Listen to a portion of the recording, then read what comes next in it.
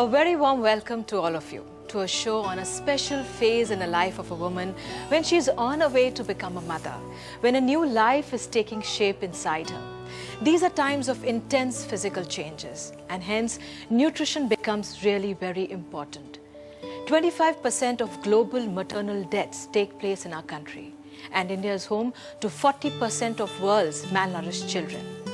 During these months of pregnancy, there are a lot of psychological changes that take place. To some few lucky women in our country, pregnancy comes by choice.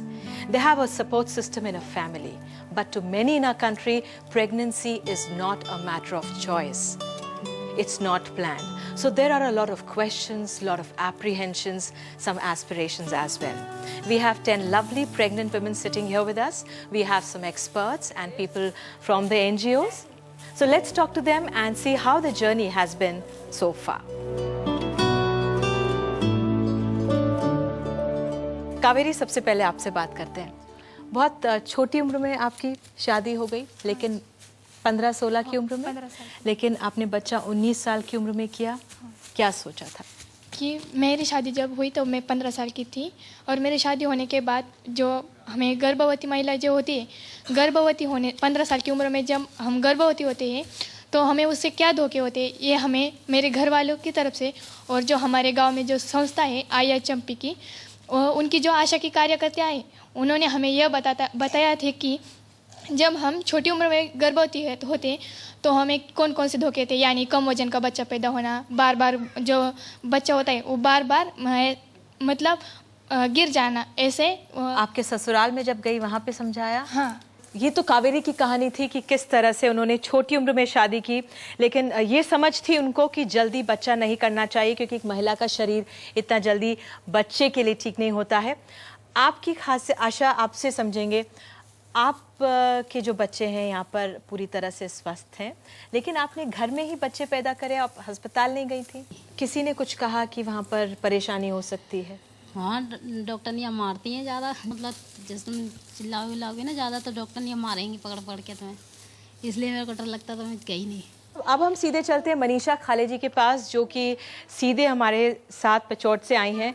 Manisha ji, आपने बहुत महिलाओं का साथ दिया है, आप ये इनकी समस्याएं समझती हैं।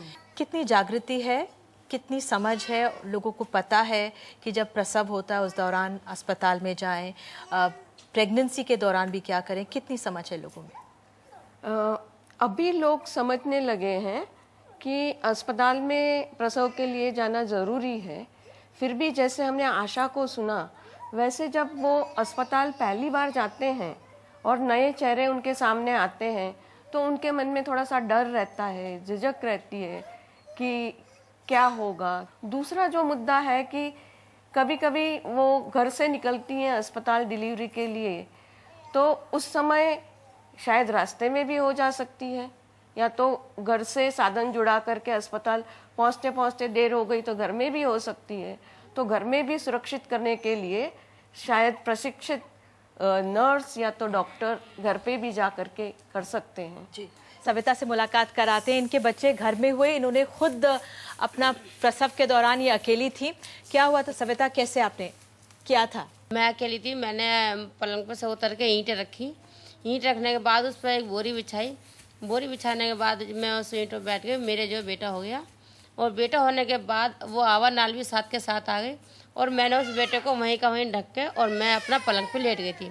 नहीं, आपने तो बहुत बहादुरी का काम किया, लेकिन जब आपकी अब बेटियां और बहुएं हैं, उनके साथ भी उनको क्या कहेंगे आप?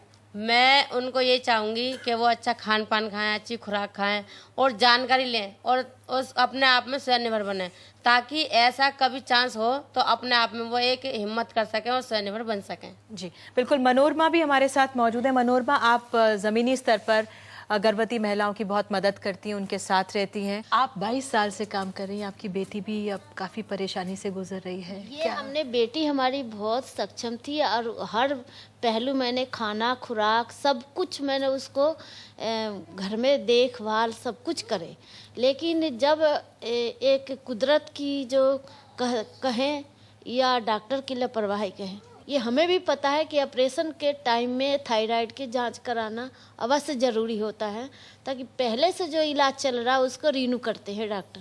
लेकिन ऑपरेशन के दौरान में उन्होंने थायराइड की जांच नहीं कराई।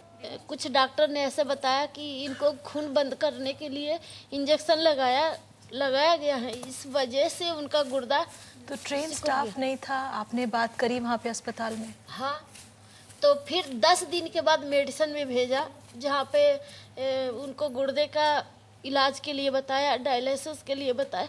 लेकिन किसी के गुर्दा खराब होता है तो उसको 8 बोतल पानी नहीं पिलाते और ना ही ग्लूकोज चढ़ाते हैं। मेरे घर वाले बहुत परेशान होते हैं। हो सकता है कि मेरी बेबी बच जाए, नहीं, तो अपने बच्चों के लिए ज़िंदगी संवार सकती है। नहीं, बिल्कुल बचेगी, और आप फिक्र मत करिए, आपने इतनी मदद की है लोगों की तो वो भी ठीक होगी। NDTV's Cricket app, Android and iPhone, fastest scorecard, special analysis, and much more. Download free. ndtv.com/apps.